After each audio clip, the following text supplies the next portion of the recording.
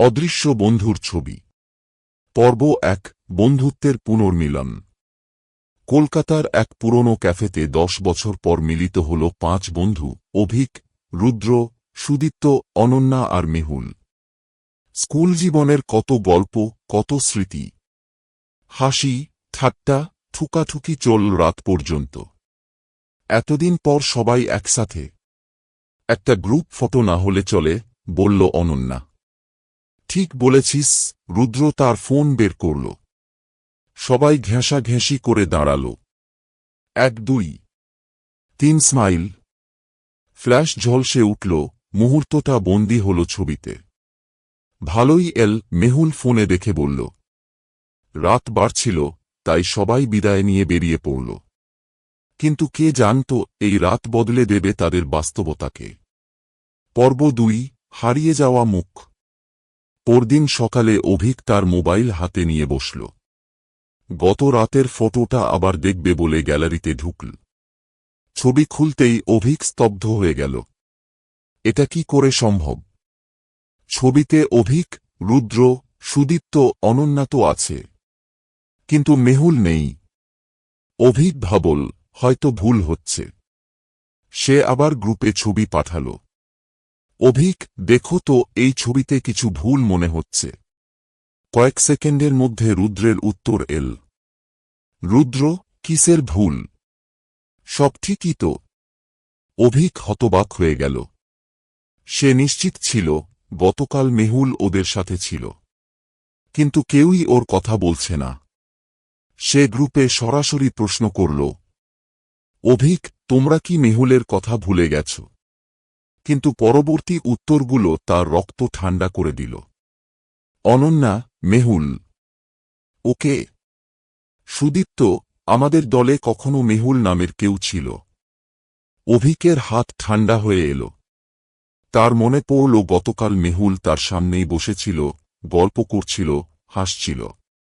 তাহলে আজ সবাই ওর অস্তিত্বই অস্বীকার করছে কেন? এটা কি দুঃস্বপ্ন, নাকি কিছু আরও ভয়ঙ্কর? পর্ব ৩। মুছে যাওয়া স্মৃতি। অভিক দিশেহারা হয়ে নিজের পুরনো অ্যালবাম খুলল। স্কুলের পুরনো গ্রুপ ফটো দেখবে, যেখানে মেহুল নিশ্চয়ই থাকবে। কিন্তু প্রতিটা ছবিতেই একই চিত্র, মেহুল নেই। তার মাথা ঝিমঝিম করতে লাগল। ওর স্মৃতির সাথে বাস্তবতা এক হয়ে যাচ্ছে না। সে দ্রুত মেহুলের নাম গুগলে সার্চ করল। কোনো ফলাফল নেই।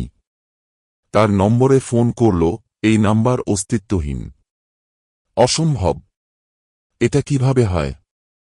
হঠাৎ দরজায় ৩টে জোরালো টোকা পড়ল। টক টক টক। অভিক ধীরে ধীরে দরজার কাছে গিয়ে জিজ্ঞেস করল, কে? কোনো উত্তর এল না। সে ধীরে ধীরে দরজা খুলল। সামনে দাঁড়িয়েছিল এক অচেনা লোক।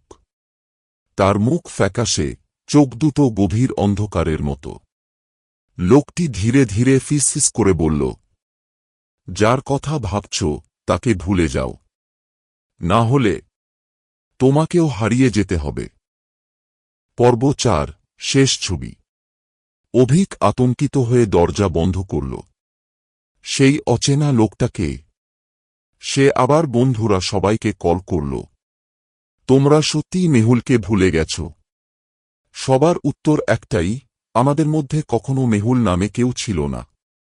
তারপর ফোনের ওপাশে রুদ্র একটু চুপ থেকে বলল, কিন্তু একটা অদ্ভুত ব্যাপার জানিস? আমি আমাদের গ্রুপ ফোটা আবার দেখছিলাম। কাল রাতে ৪ জন ছিলাম, আজ দেখলাম ৩ জন আছি। অভিকের দম বন্ধ হয়ে আসছিল। তাহলে কে নেই? রুদ্রের গলা থরথর করে উঠল।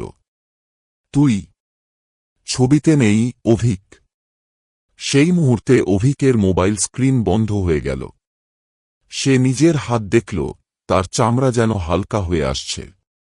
একটা ঠান্ডা বাতাসের ঝাপটা লাগল, ঘরটা যেন ফাঁকা হতে শুরু করল। তারপর অভিকও অদৃশ্য হয়ে গেল। সকালে রুদ্র যখন আবার ফটো খুলল, ছবিতে মাত্র ২ জন ছিল, সে আর অনন্যা।